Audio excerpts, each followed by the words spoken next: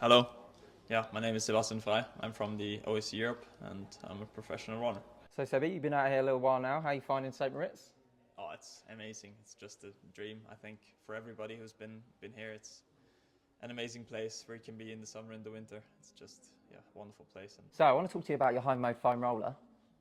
the what? Your homemade foam roller. Ah, really? Talk to me about that. Yeah? What's that all Where did you about? get that? What's that about? How did you? How did I? I'm a journalist. No, actually, because I had like a normal black roll at home, but it was always way too soft for me. So I just talked to my dad because he's like a hobby.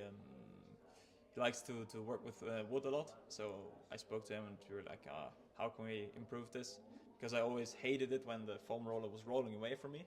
Like if you roll, you just roll forward, roll forward. So we just built a foam roller, a really hard one, which didn't roll like on stands.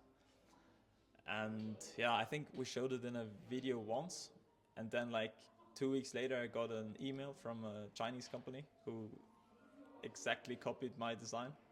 You didn't So get the it's patent? already, I think, yeah, Ah, okay. it's already on the market, and but yeah, I still have it with me. I think it's the second prototype now. So what's a typical training day for you right now in St Moritz? Let's think of a harder training day. What's it look like from morning through to evening? Wake up at 9 probably. I like to wake up a bit later than probably George. He wakes up at, I don't know, 6:37. Then I have breakfast. Normally I wake up half an hour before I start training, which is enough for me.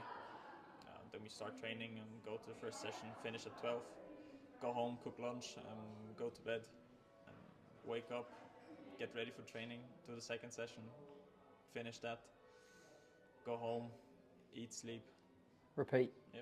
There's double That's it. threshold work, but sort of obviously a pretty renowned for now. I spoke to a few of the guys in the team and some of the girls as well, and some of them, it is individualised. I think we back home as fans, we all think that everyone's doing the same Yeah, sessions every yeah. single day, but it is Yeah. individualised. Yeah. For you, did you have much experience of threshold training or double threshold training before you joined the OSC group? I actually started with this threshold approach in the start of 2022, so half a year before I officially joined the team.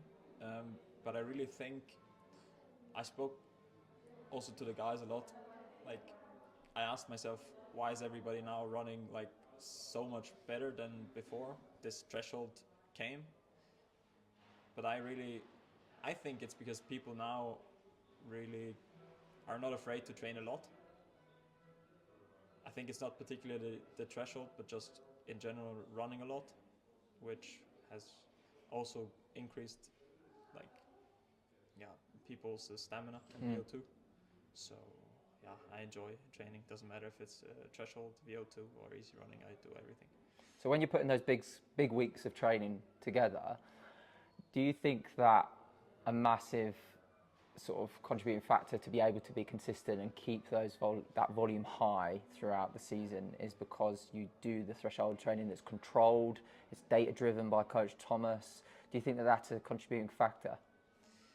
Yeah, I think it's all about continuity, to do it week by week, and to do that it's important to be well recovered and to keep track of all the metrics we have, so you can be recovered and not overtrain, so you can always train your zone.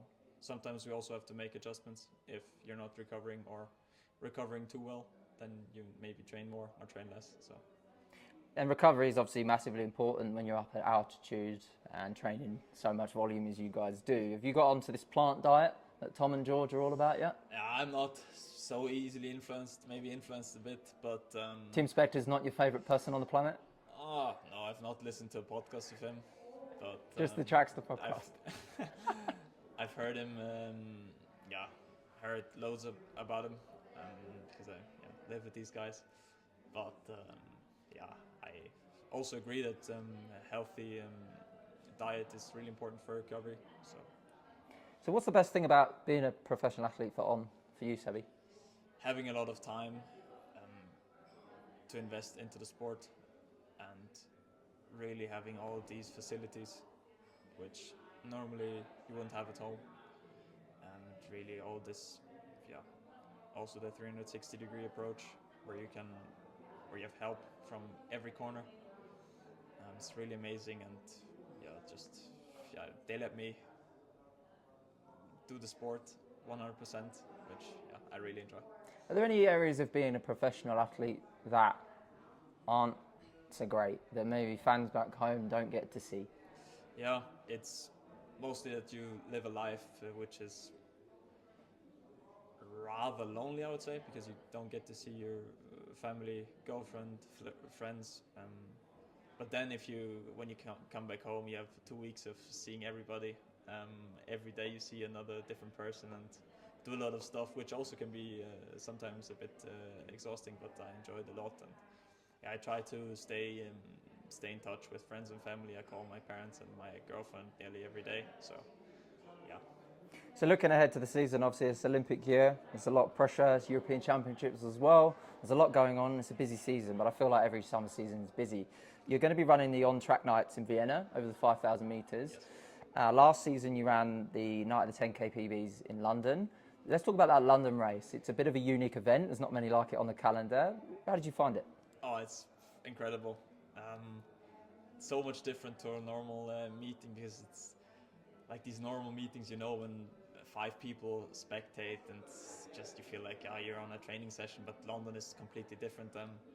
You run through these tents of people screaming. You don't even hear yourself breathing anymore. Don't hear the other guys. You just feel like you're getting carried through the tents, and the laps go by so fast.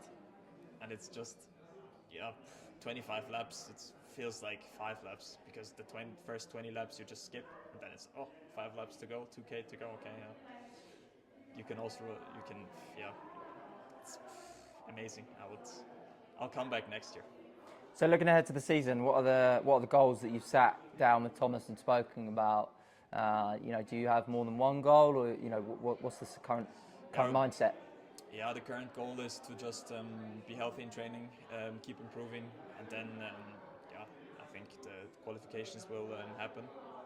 The main thing is just to improve week by week, and just be continuous with the training, and be strong, be healthy, and yeah. And last question, Sebi, what's one piece of advice that you could give runners that are watching this that you've learned from your time with On? I think patience and recovery. Thomas is a big patience guy. I'm not so much a patience guy, but I would say patience. And running, you don't get good from doing it for a few weeks. Really takes a lot of time and continuity. So I would say patience, yeah. Amazing, thank you.